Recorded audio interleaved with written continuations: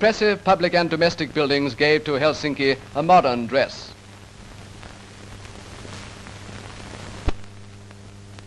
To accomplish so much in comparatively so short a time, the Finnish building industry was greatly expanded. In its earliest days, the Finnish Republic established the 8-hour day in every industry except agriculture.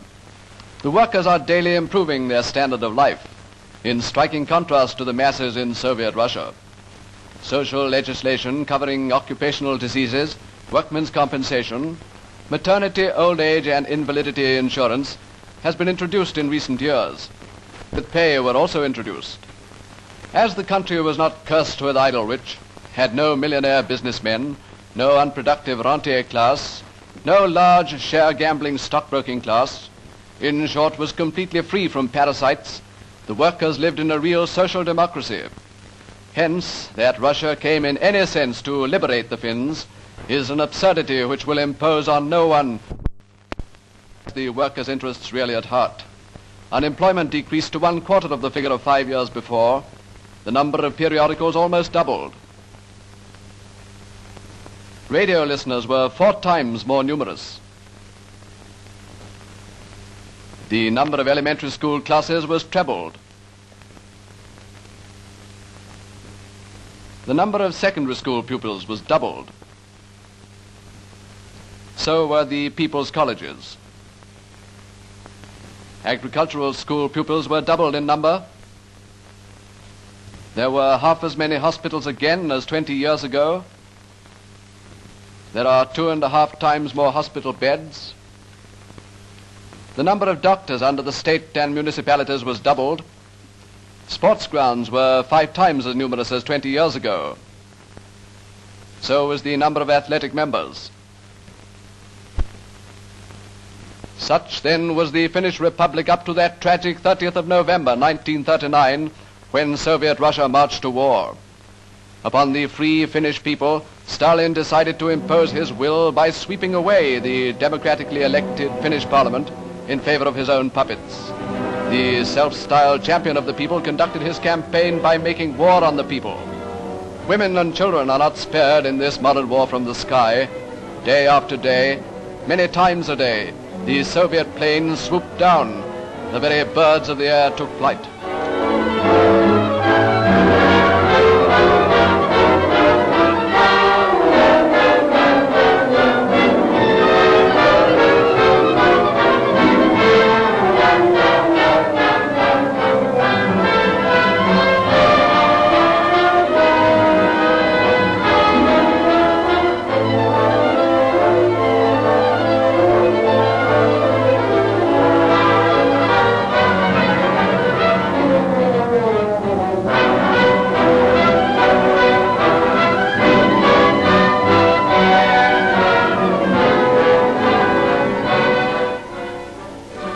Soviet papers on the 18th of January officially stated the aircraft of the Red Army are not bombarding and have not bombarded the town of Helsinki, and certainly not the working class districts of Helsinki.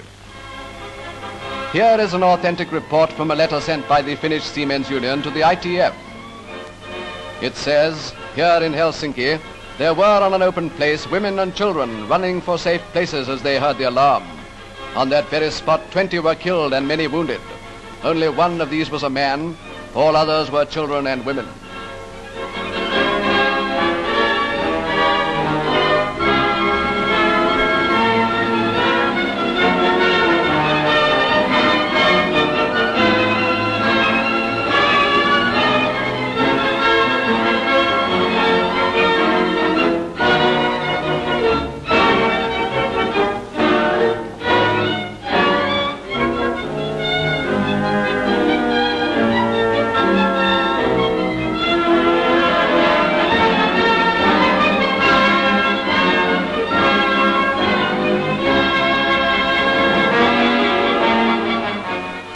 Still fresh in the memory of the whole world is the stirring tale of Finland's heroic defense. Outnumbered on every front, the white-clad army inflicted defeat after defeat on the unnumbered legions of the Red Army. Well might the Finnish troops have been dispirited by the fate of their burning towns. Actually, they were stimulated to deeds of bravery which are an example to mankind. The Finnish ski patrol won an honorable place in the military annals by its astounding victories over the Russian Goliath. Skill gave them wings in that Arctic winter, which froze the Red Legions into fatal immobility. One ski-shod Finnish soldier was worth 1,000 Russians. More than once, a small patrol outmaneuvered, cut off, and all but annihilated whole Soviet divisions. That iron winter was on the side of the Finns in the Battle of Suomussalmi, scene of the greatest victory that the white-clad army won. Here too the ski patrol of Finland achieved the seemingly impossible. Again, a few score men defeated a Russian division. For days after, the battlefield of Suomussalmi was strewn with the frozen corpses of Russian infantry, and immense quantities of their stores and transport abandoned as they fled headlong to escape the trap set for them by the ski patrol. Only a handful of them got away. In panic, they left everything behind, even their food supplies. In any other campaign, those thousands would have surrendered. Not so the Russians. They had been told that Finland tortured all military prisoners, an almost incredible lie which boomeranged against the Russians themselves. For whenever there was the slightest danger of falling into the hands of the white-clad army, the Russians gave up the fight. Their one thought was to escape.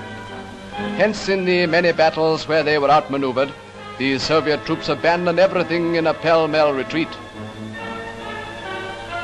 Inevitably, however, thousands of Russians did fall into Finnish hands. Finland treated them chivalrously, knowing that they were so much cannon fodder in the eyes of the Kremlin. Several of the Russians did not even know it was Finland against whom they were fighting. Those who did were surprised that they had not been tortured. Before many days had passed, they expressed their delight with the free democratic air of Finland, very different from the oppression inside the borders of their own country. The plight of the Finnish troops wounded in battle called for all the endurance and heroism with which this people is so richly endowed. In that icy cold, always well below freezing point, the wounded reached hospital only after a painful journey over the frozen country. And upon these scenes of mercy we take leave of Finland, bearing in mind that hers has been a deeply tragic fate. To win her independence, and then to have it wrenched away by the very nation which above all others pretends to have the workers' interests at heart, that was tragedy indeed. Already it seems Russia has forgotten the greatest man her revolution produced, Lenin, who once said, "Russian people, do not presume to enforce your will on Finland. No people can be free if it itself oppresses other peoples." And thus will history pass sentence upon Stalin's aggression. The Russian people were never free. If it had possessed but a fraction of the freedom enjoyed by the Finnish workers and peasants, it would never have silently tolerated the crime committed against Finland. After Stalin had vested absolute power in himself, by removing all who had a judgment of their own and who had fought and suffered for the realization of the Russian Revolution, he signed a pact with the worst enemies of international socialism, Nazi Germany.